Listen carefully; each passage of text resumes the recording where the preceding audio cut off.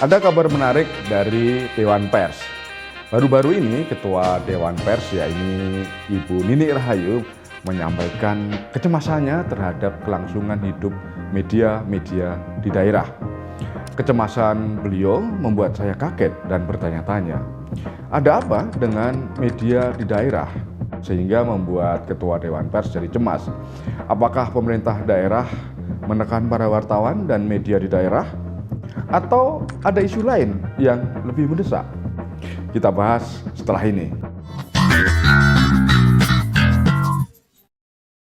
Ketua Dewan Pers Nini Rahayu belum lama ini mengungkapkan kekhawatirannya.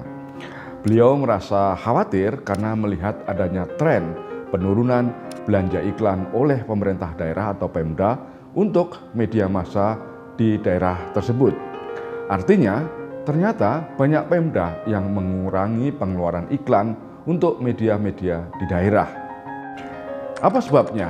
Nah, ternyata menurut Ibu Nini, banyak Pemda yang sekarang meninggalkan media massa di daerah yang selama ini menggantungkan hidupnya ke Pemda dan mengalihkan anggaran belanja iklan ke media sosial. Jadi Pemda-Pemda sudah sedikit membelanjakan uangnya untuk beriklan di media massa. Kecemasan Ketua Dewan Pers itu menurut saya valid dan layak menjadi perhatian para pemerhati media. Mengapa?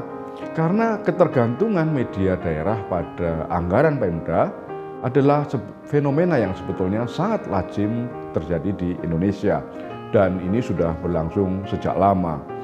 Dalam banyak kasus, dana dari Pemda, baik dalam bentuk belanja iklan maupun kerjasama publikasi, sebetulnya menjadi salah satu sumber pendapatan utama bagi media lokal. Artinya banyak media lokal yang masih bisa bertahan hidup karena ada bantuan dana dari Pemda. Di satu sisi, dana ini memberikan stabilitas keuangan yang dibutuhkan oleh banyak media kecil untuk menjalankan kegiatan operasional sehari-hari. Ya, seperti mengongkosi liputan, membayar wartawan, dan seterusnya. Namun, di sisi yang lain, kondisi ini membawa risiko besar yang tidak hanya mengancam keberlanjutan bisnis media daerah, tetapi juga memengaruhi kualitas jurnalisme media itu sendiri.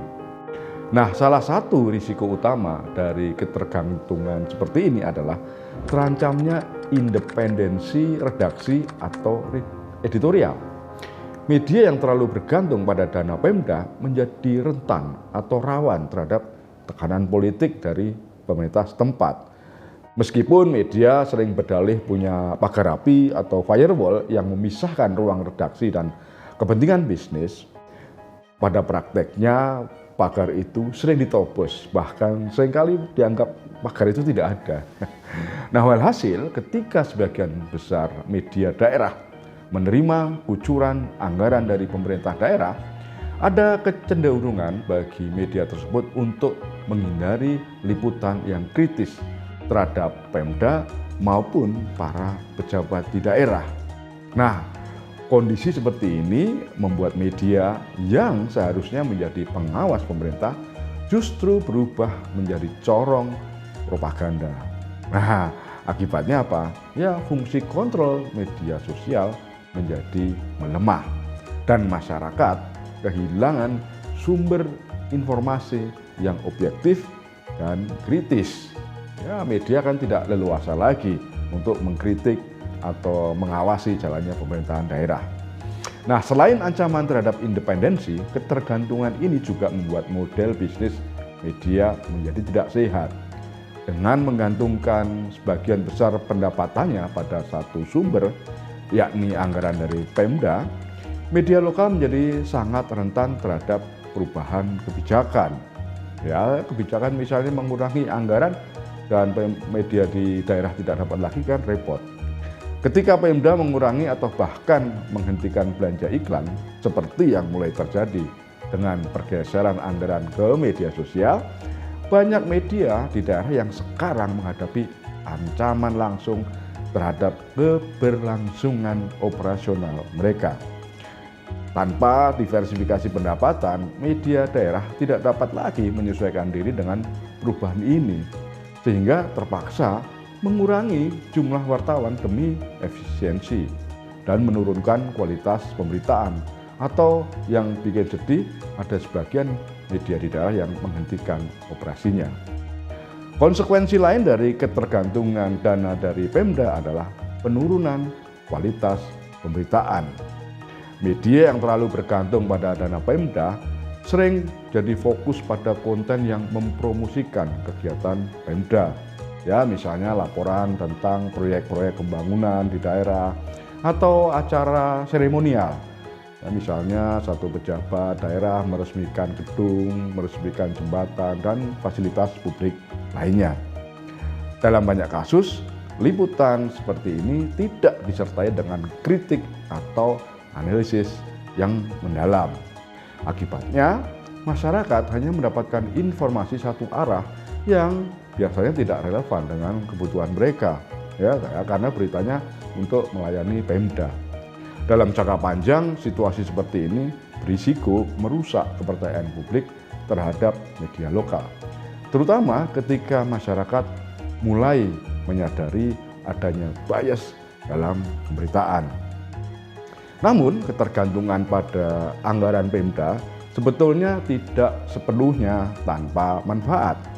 Dalam jangka pendek, dana Pemda ini yang diberikan kepada media memberikan stabilitas keuangan, ya, bagi media tersebut, terutama bagi media yang baru berdiri atau beroperasi di wilayah dengan pasar iklan dari perusahaan swasta yang terbatas. Jadi perusahaan yang ada di situ sedikit gitu. Nah, selain itu, kerjasama dengan Pemda sering memberi media akses eksklusif terhadap informasi tentang kebijakan pemerintah yang bisa menjadi nilai tambah bagi pembaca mereka atau masyarakat setempat. Namun manfaat seperti ini biasanya hanya bersifat sementara dan tidak cukup untuk mengatasi risiko jangka panjang yang mungkin ditimbulkan oleh ketergantungan ini. Nah, untuk mengatasi risiko seperti ini, saya rasa media lokal perlu bertransformasi menuju model bisnis yang lebih mandiri. Salah satu langkah penting adalah diversifikasi pendapatan. Media daerah harus mulai mengeksplorasi sumber-sumber pendapatan alternatif seperti langganan berbayar, crowdfunding, atau donasi dari masyarakat setempat. Selain itu, media daerah perlu meningkatkan kualitas kontennya, ya, dengan memproduksi laporan yang relevan, yang mendalam, dan berkualitas tinggi. Media dapat menarik audiens yang lebih loyal, sekaligus meningkatkan kepercayaan pengiklan yang non-pemerintah. Jangan lagi bikin berita-berita yang hanya berdasarkan siaran pers gitu ya. Nah, inovasi teknologi juga bisa menjadi jalan keluar, di mana media memanfaatkan platform digital untuk memperluas jangkauan audiens dan menciptakan sumber pendapatan baru melalui iklan digital atau layanan premium. Di sisi yang lain, pemerintah daerah juga memiliki peran penting dalam menciptakan ekosistem media yang sehat. Transparansi dalam alokasi anggaran belanja iklan menjadi langkah awal yang penting. Pemda dapat mendukung media lokal tanpa harus mengorbankan independensi mereka dengan cara memastikan distribusi anggaran yang lebih adil dan tidak diskriminatif. Program kemitraan yang berkelanjutan dan mendukung profesionalisme media juga dapat menjadi solusi jangka panjang. Begitulah teman-teman, pembahasan kita kali ini tentang nasib media di daerah yang sepertinya sedang di ujung tanduk, ya, karena dana dari Pemda mulai menipis. Dari ulasan tadi terlihat bahwa ketergantungan media pada anggaran Pemda mencerminkan adanya tantangan besar dalam ekosistem pers di Indonesia. Meskipun ada manfaat jangka pendek, risiko jangka panjangnya lebih signifikan, baik bagi media sendiri maupun bagi masyarakat yang mengandalkan media sebagai sumber informasi. Oleh sebab itu, sekarang saatnya kita perlu menanyakan kembali pada media daerah. Apakah mereka masih akan terus dan tetap menggantungkan diri dari belas kasihan pemerintah daerah atau mau berubah menjadi media yang mandiri? Taufik.